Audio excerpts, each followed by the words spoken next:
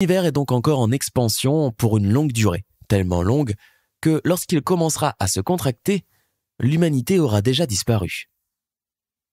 Les travaux du Britannique Roger Penrose, et notamment son théorème selon lequel une étoile en effondrement sur elle-même finit en singularité de type trou noir, permettent à Stephen Hawking de retourner le problème.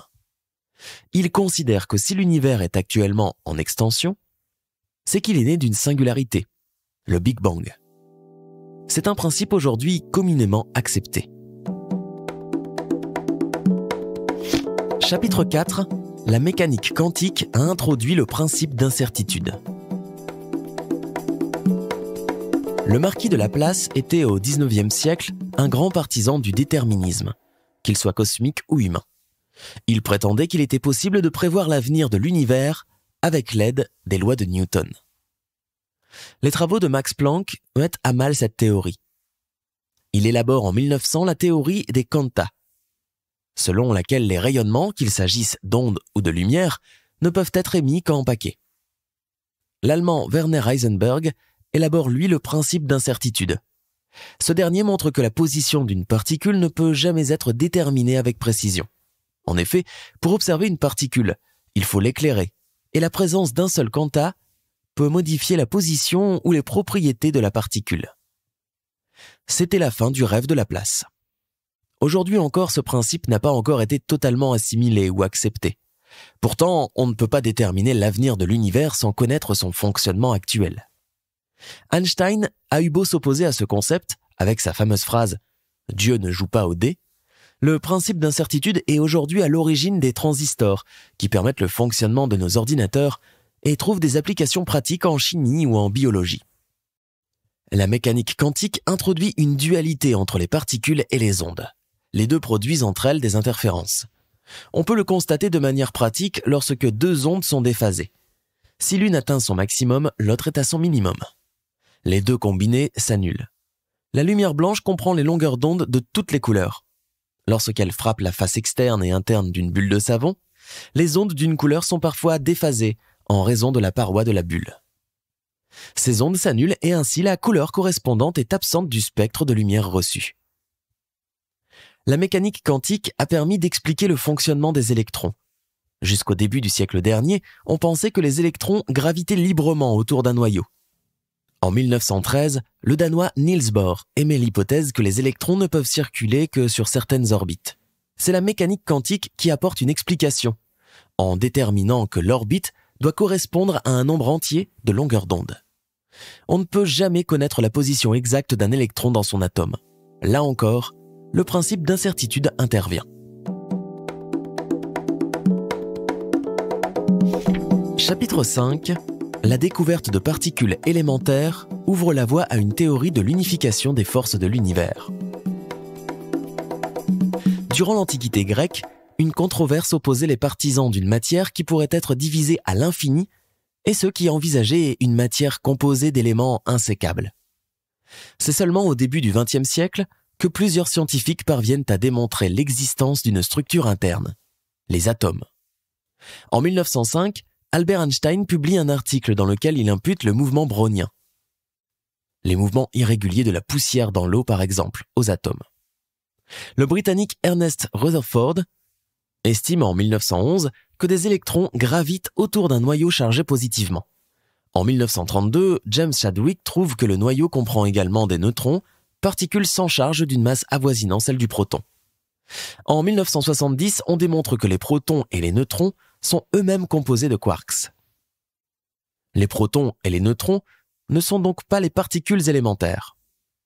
Il existe par ailleurs plusieurs types de quarks. On dit qu'ils ont des saveurs différentes. Ces quarks portent les noms de up, down, strange, charmed, bottom et top. Chaque saveur peut elle-même avoir 3 couleurs, bleu, rouge, vert.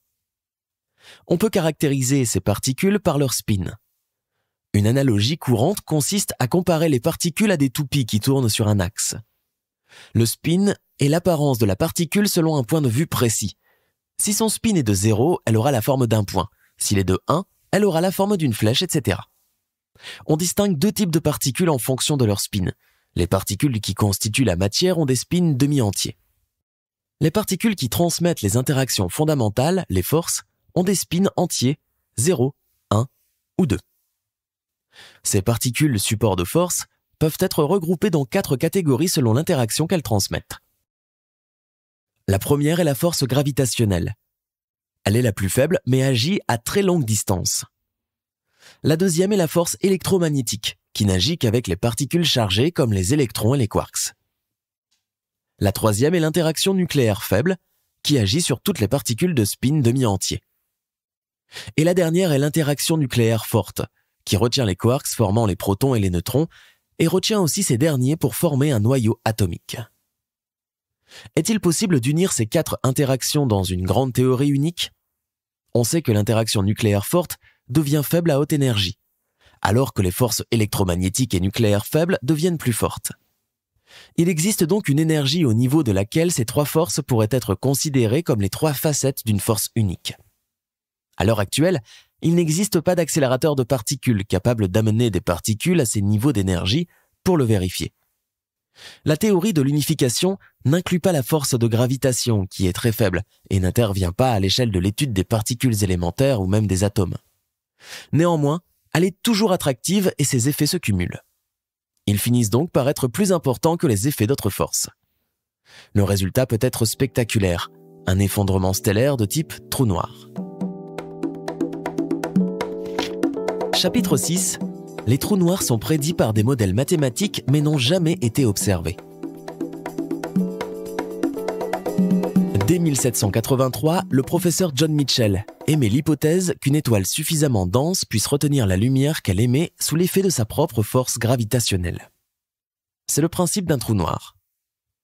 Une étoile est créée lorsqu'une grande quantité de gaz s'effondre sur elle-même à cause de l'attraction gravitationnelle.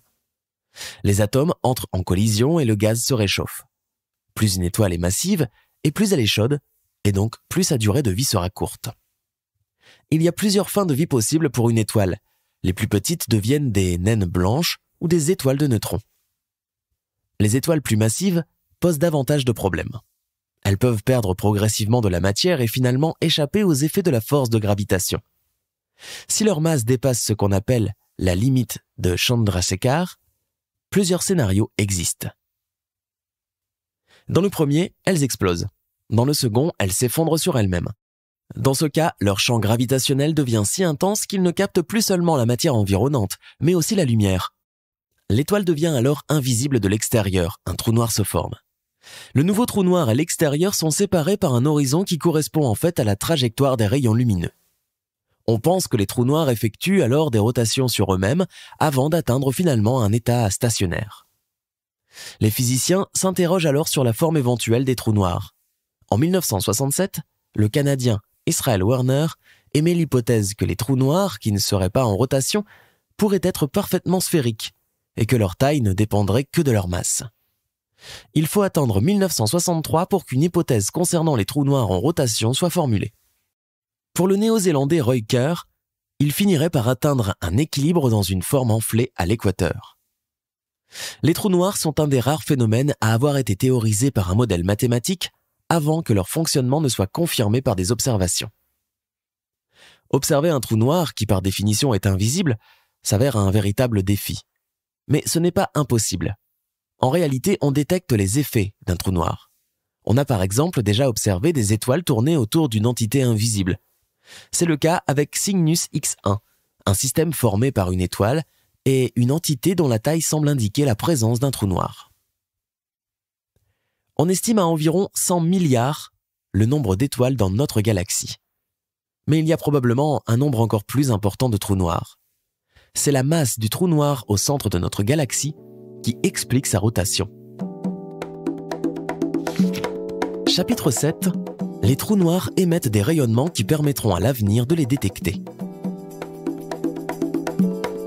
La définition que donne Stephen Hawking des trous noirs est l'ensemble des événements auxquels il n'est pas possible d'échapper à grande distance. Il découvre que les rayons lumineux de la frontière d'un trou noir ne convergent jamais, mais au contraire restent parallèles. La frontière augmente à mesure que la matière tombe dans le trou noir. Elle peut rester stable, mais sa taille ne se réduit jamais. Cette caractéristique rapproche le trou noir de la notion d'entropie ou de désordre, établi par ce que l'on nomme le second principe de thermodynamique. Toute transformation d'un phénomène physique est irréversible et crée du désordre.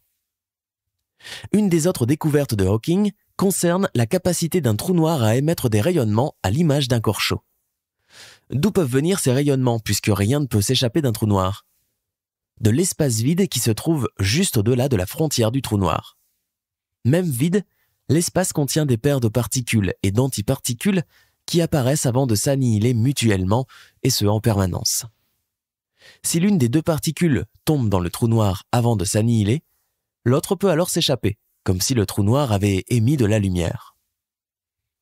C'est ainsi que Stephen Hawking découvre qu'un trou noir peut progressivement s'évaporer.